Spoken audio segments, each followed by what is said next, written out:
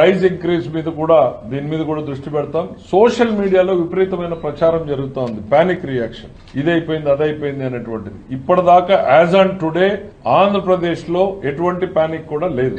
Yes, మిగిలిన స్టేట్లో ఎక్కడైనా ఏమైనా మొదలైన అర్బన్ సెంటర్స్ లో ఉండేటువంటి ఆ విజువల్స్ తీసి ఇక్కడ పెట్టి ఇక్కడేదో జరిగింది అనేటువంటి ప్రయత్నం చేయడం, ఇది ఈ రకమైనటువంటి దానికి ఆందోళనకి ప్రజల్ని భయపెట్టేటువంటి వాళ్ళ మీద చర్యలు ఉంటాయనేటువంటిది కూడా చెప్తా ఉన్నాం.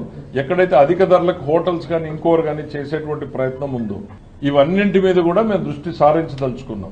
ఇది జస్ట్ ఫస్ట్ ఏంటంటే ముందు సప్లై చైన్ మెకానిజం ఇంప్రూవ్ చేసేదాని మీద దృష్టి పెడుతున్నాం. ఎక్కడెక్కడి నుంచి మనం మొత్తం అన్ని ఇప్పటికి మన దగ్గర ఉన్నటువంటి సిలిండర్ల ప్రొడక్షన్ లో కెపాసిటీని పెంచుకుంటే ఇవాళ కంపెనీలు చెప్తా ఉన్నారు ఒక 10 to 15% ని వాళ్ళు అడిషనల్ గా తేగలుగుతున్నామని. సో ఇట్లా అన్ని మెకానిజమ్స్ ని వాడుకునేదానికి ప్రయత్నం చేస్తా ఉన్నాం. ఎందుకంటే ఇది ప్రతి కుటుంబాన్ని ప్రభావితం చేసేటువంటిది కాబట్టి సమర్థవంతంగా ఈ ప్రభుత్వం దాని మీద దృష్టి కేంద్రీకరించింది.